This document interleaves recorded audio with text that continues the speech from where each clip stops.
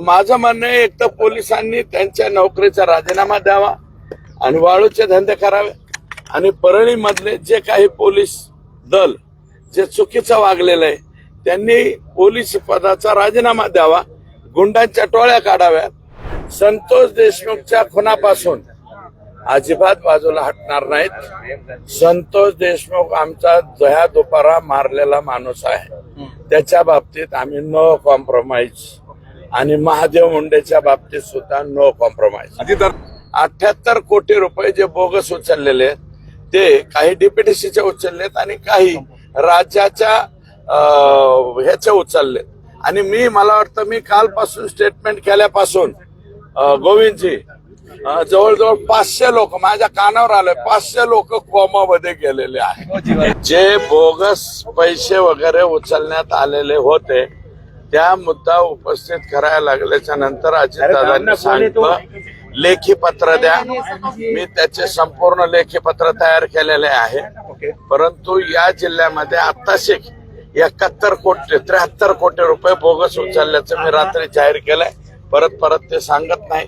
मी आतापर्यंत त्याची जाहीर म्हणजे लेखी तक्रार केली नव्हती. आता मात्र मी त्याची लेखी तक्रार केली. अजितदादा राज्याचे मुख्यमंत्री, राज्याचे सार्वजनिक बांधकाम मंत्री, राज्याचे प्लॅनिंग म्हणजे प्लॅनिंगच दादाकडे आहे, त्याच्यामुळे त्यांच्याकडे. आणि याच्यावरती आता हे सोपं नाहीये ना. 73 कोटी रुपये स्वतंत्र चौकशी समिती नेमली जाईल आणि ती चौकशी समिती क्विक त्यातले तर एक राज्याच्या समितीने ऑलरेडी सांगितलेलं आहे 5 कोटी डबल तुम्ही उचललेत म्हणून.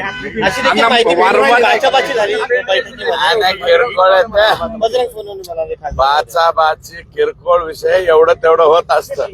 ते विषय मला वाटतं मीडियाच्या समोर येऊ नयेत. एवढे मीडियावरती एवढे येतील एवढं झालेलं नाही का?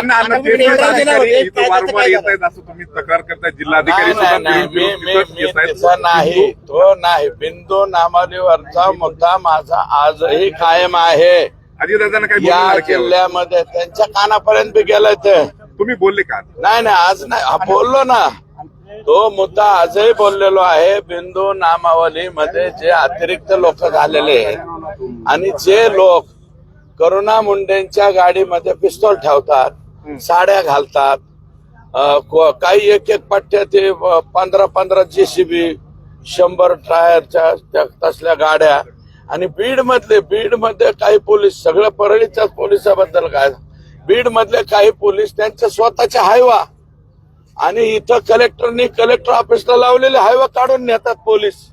माझं म्हणणं आहे, एक तर पोलिसांनी त्यांच्या नोकरीचा राजीनामा द्यावा आणि वाळूचे धंदे करावे आणि परळी मधले जे काही पोलीस दल जे चुकीचं वागलेलं आहे त्यांनी पोलीस पदाचा राजीनामा द्यावा, गुंडांच्या टोळ्या काढाव्यात किंवा अजून झंटा भांटा काय करायचं ते करावं.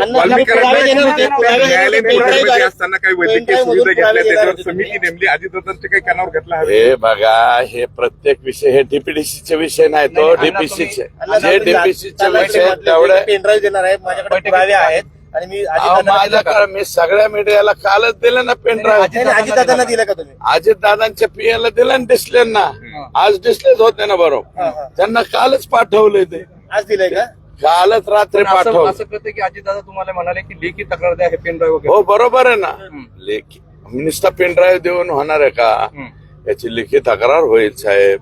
याच्यावरती राज्याचा सेक्रेटरी किंवा उपसचिव दर्जाचा एखादा अधिकारी नेमला जाईल. तो नेमल्याच्या नंतर ते जाऊन पाहते. द्विरुक्ती एका कामाच्या बाबतीतलं परळी पर्दापूर पूस याच्यावरची द्विरुक्ती अगोदरच सरकारने मान्य केलेले की 5 कोटी डबल उचललेले आणि आता राहिले की 73 मधले 5 गेले म्हणजे 78 कोटी रुपये जे बोगस उचललेले ते काही डीपीडीसीचे उचललेत आणि काही राज्याच्या ह्याचे उचललेत.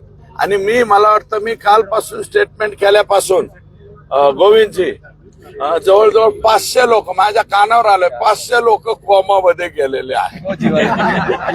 2 गट पाहायला मिळाले बैठकीमध्ये. एका गटामध्ये नाही हो, गट नाही, एकामेकाला बोललं किरकोळ म्हणजे काय लगेच वाद तुम्ही काय भांडणं लावतात काय? धनंजय मुंडे म्हणले का भांडणं झाले? बोलणं झालं का तुमचं काय? धनंजय मुंडे म्हणले का भांडणं झाले? नाही. मग आम्ही म्हणणार नाही भांडणं नाही झाले.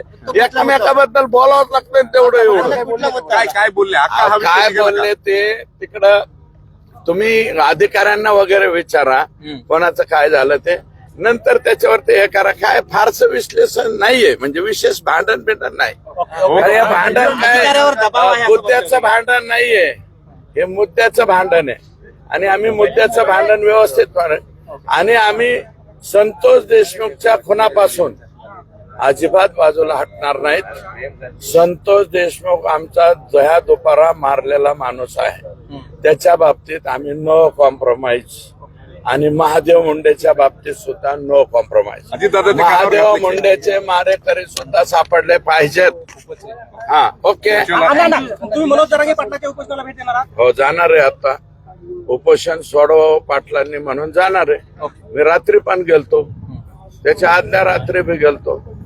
कुठंतरी प्रॉब्लेम सॉल्व्ह झाले पाहिजे. त्यांचं म्हणणं सरकार गांभीर्यानं घेत नाही त्यांच्या आंदोलनाला, मनोज जरांगे असं पाटलांचं. थोडीच आहे. सरकार गांभीर्याने घेतंय, सरकार पाटलांशी बोलतंय आणि पाटलांनी बी सुद्धा त्या ठिकाणी कॉपरेट केलेलं आहे, सहकार्य केलेलं आहे. आणि काय आम्ही एकच विनंती करतोय दादांना की या वेळेस जे उपोषण करण्यासारखी परिस्थिती त्यांच्या बॉडीची नाहीये. एवढी बार दादा ठीक आहे आपण एक पाऊल मागे हटू, परंतु काही दिवसाच्या नंतर तीव्र आंदोलन जर त्यांनी केलं तर सर्व पक्षीय लोकांना तिथं हजर राहावं लागेल. आम्ही बी त्यांच्या बरोबर हजर राहू. पालकमंत्री झाल्यानंतर अहो मी आता त्याच्यावरती काहीच बोलणार नाही. मी अगोदर अंतर्वलेलं. ओके अण्णा.